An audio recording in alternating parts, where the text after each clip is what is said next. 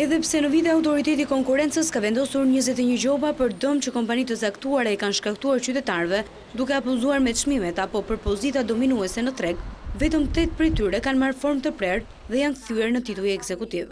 Në një intervistë për Vision Plus, kryetaria e autoritetit të konkurencës thotë se problem kryesor i mos ekzekutimit të këtyre vendimeve është gjyqësori.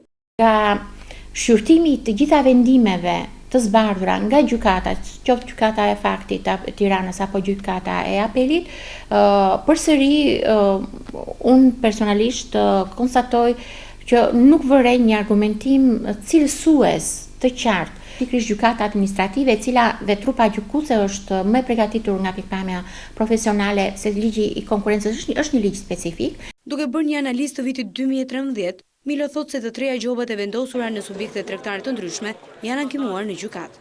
Janë në procese gjyqësore, ndonjëra prej tyre ka përfunduar fazën e parë, kuptohet që, kur thash nuk ka qenë rezultat pozitiv, do thotë që ka qenë raste me humbje.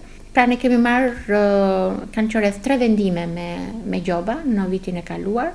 Konkurenca ka hapur hetime dhe ka marrë masa për shumë kompani, por ende dhe sot një pjesë e tyre që kanë fituar para duke përfituar nga pozitat favorizuese që kanë në treg, nuk kanë paguar gjobën. Sipas të dhënave nga autoriteti i konkurencës, nga 8 gjobat që janë kthyer në titull ekzekutiv, vetëm gjysma e shumës së vendosur është arkëtuar.